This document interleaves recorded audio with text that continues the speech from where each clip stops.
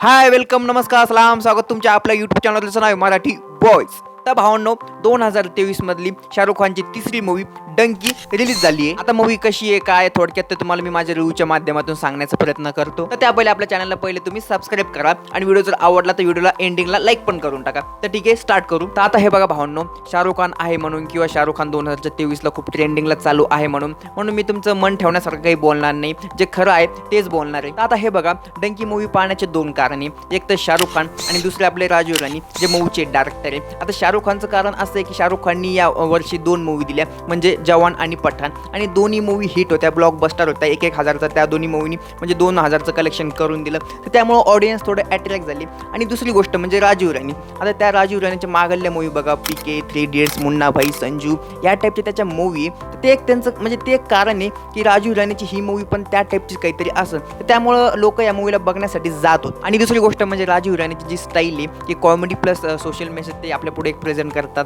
पण डंकी मूवी एक सोशल मेसेज तर आहे, पण यावेळेस डंकी मूवीमध्ये म्हणजे राजीव राणीची मूवीमध्ये कॉमेडी कुठेतरी हलकी वाटली. आणि मेन म्हणजे मूवीची जी स्टोरी आहे ती पण थोडी मला ॲव्हरेज वाटली. आता मूवीची स्टोरी थोडी रिअल स्टोरीवर आधारित आहे म्हणून आता मूवी थोडीफार ठीकठाक वाटते. कुठं कुठं असं वाटतं पण की ठीक आहे असं झालं असेल, तर थोडंफार कुठं मोठं इमोशनल पण आहे. पण पहिल्यासारखी मजा नाही आली आहे यावेळेस. म्हणजे राजीव राणी ज्या टाईपची मूवी आहे, पीके, 3 इडियट्स, त्या टाईपची या मूवीमध्ये थोडी म्हणजे कुठंतरी असं वाटत होतं की कुठंतरी कमी आहे. आता हे बघा भावांनो, खूप सारे लोक हे पण म्हणत होते की डंकी मूवी 3 इडियट्सपेक्षा 10 पटीने चांगली मूवी आहे. तर भावांनो, मी तुम्हाला सांगून देतो, जे या गोष्टी बोलल्या जाणाऱ्या गोष्टी आहे म्हणजे एक प्रमोशन स्ट्रॅटेजी असं पण म्हणता येईल. आता एक टायमाला असं पण म्हणले असते की 3 इडियट्सची लेवलची मूवी तर मी मानून घेतलं असतं, किंवा असं पण म्हणले असते की त्या मूवीचा आणि या मूवीचा संबंध नाही, ती मूवी वेगळी आणि ही मूवी वेगळी आहे. पण नाही, त्याच्यापेक्षा पण 10 पटीने ही मूवी चांगली आहे. तर ही गोष्ट मी तर नाही मानत, कारण त्या मूवीसोबत कोणत्याच मूवीचं कंपॅरिझन होऊ शकत नाही.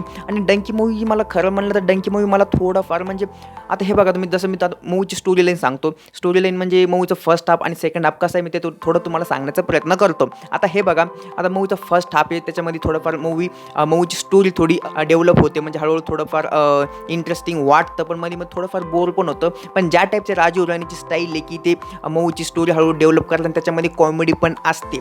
पण या मूवीच्या फर्स्ट हाफमध्ये कॉमेडी थोडी हलकी वाटते. आणि मेन म्हणजे मूवीचा जो मेन हिरो आहे म्हणजे आपला शाहरुख खान, त्याची कॉमेडी तर मूवीमध्ये जास्त नव्हती. आणि मूवीमध्ये जे बाकीचे सपोर्टिंग रोलचे जे ॲक्टर आहे तर हा, त्यांची कॉमेडी चांगली आहे, त्यांची नॅचरल कॉमेडी वाटते. तर थोडंफार हसू पण येऊन जातं. म्हणजे फर्स्ट हाफमध्ये ठीकठाक कॉमेडी आहे. आणि मेन म्हणजे फर्स्ट हाफमध्ये आपले विकी कौशल आहे, तर त्या भावाची ॲक्टिंग आणि त्याचं म्हणजे कॉमेडी तर नाही आहे, पण त्याचे इमोशनल थोडं त्याचं कॅरेक्टर आहे, पण त्याचं कॅरेक्टर म्हणजे की नॅचरल त्यांनी त्याचं 100% त्यांनी दिलेलं आहे. आणि ते कॅरेक्टर तुम्हाला 100% इम्प्रेस करेन. आणि त्याचं फर्स्ट हाफपर्यंत त्याचं काम आहे, सेकंड हाफमध्ये तो नाही. आता का नाही, तर त्यासाठी तुम्हाला ती मूवी बघावं लागेल. आणि शाहरुख खानची पण ॲक्टिंग ठीक आहे, तो पण मूवीमध्ये ठीकठाक आहे, म्हणजे चांगला आहे असं त्याला म्हणता येईल. म्हणजे खराब तर ॲक्टिंग कोणतीच ॲक्टरने केली नाही. आता मेकर्स लोकांनी जो मुद्दा उचललेला आहे तो चांगला आहे, थोडा इंटरेस्टिंग पण आहे, पण तसा तो आपल्या पुढे त्यांना प्रेझेंट करता नाही आला. म्हणजे मूवी बघण्यामध्ये जास्त इंटरेस्ट येतच नाही, म्हणजे ठीकठाक ॲव्हरेज मूवी वाटते. आता मी असं म्हणत नाही की मूवी खराब आहे,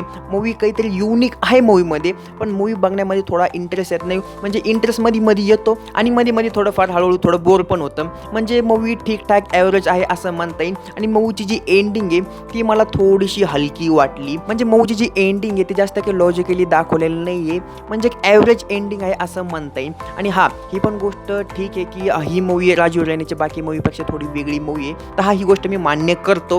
पण बाकीच्या मूवीपेक्षा ही मूवी बेस्ट आहे हे मी मान्य करत नाही. म्हणजे ही मूवी ठीकठाक आहे आणि थोडी युनिक मूवी आहे असं आपण म्हणू शकतो. आणि अजून एक गोष्ट म्हणजे मूवीमधले गाणे, तर हा भावांनो, मूवीतले गाणे चांगले ऐकायला पण चांगलं वाटतं. आता काही मूवीमधले गाणे असे असते की त्याच्यामुळे आपण थिएटरमध्ये खूप बोर होऊन जातो, पण या मूवीचे गाणे खूप चांगले, जिथं आपल्याला बोर होतं तिथं जर गाणे लागले थोडं चांगलं पण वाटतं. आता अजून एक गोष्ट म्हणजे या मूवीमध्ये जे गाणे, आता गाण्यामध्ये खूप सारे सीन दाखवलेले. तर आता हे बघा भावांनो, मूवीमध्ये जे मेन सीन होते म्हणजे स्ट्रगल टाईपचे जे सीन होते, तर ते सीन त्यांनी गाण्यामध्येच दाखवून दिले. म्हणजे 2-3 मिनिटांमध्ये खूप सारा स्ट्रगल त्यांनी दाखवून दिला. म्हणजे मेकर्स लोकांनी जे खूप आपण मूवीमध्ये ते खूप मोठं दाखवू शकत होते ते त्यांनी गाण्यामध्येच दाखवून दिलं. तर ती गोष्ट मला थोडं म्हणजे पचली नाही. म्हणजे असं वाटत होतं जर त्यांनी हे थोडं गाणे सोडून जर वेगळं दाखवलं असतं आणि याचं खूप स्क्रीन टाईम पण मूवीला भेटला असता आणि ते गाण्यामध्ये जे त्यांनी दाखवलं ते इंटरेस्टिंग पण वाटत होतं.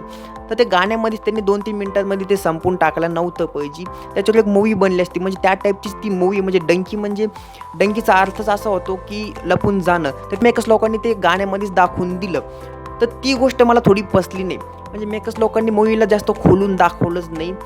तर त्यांनी मेन जे होतं म्हणजे मूवीची जी एंडिंग आणि स्टार्टिंग तेच चांगलं त्यांनी थोडंसं डेव्हलप केलं. म्हणजे मधलं म्हणजे ते त्यांनी गाण्यामध्येच दाखवून दिलं. तर ती गोष्ट थोडी हलकी वाटली. तर हा भावांनो ही मूवी एक ॲव्हरेज मूवी आहे असं म्हणता येईल. तर या मूवीला माझ्याकडून 5 मधून 3 स्टार मी या मूवीला देतो. तर ठीक आहे भावांनो, जर व्हिडिओ आवडला असेल तर प्लीज चॅनलला सबस्क्राईब करा, व्हिडिओला लाईक करा आणि व्हिडिओ शेअर करा. ओके.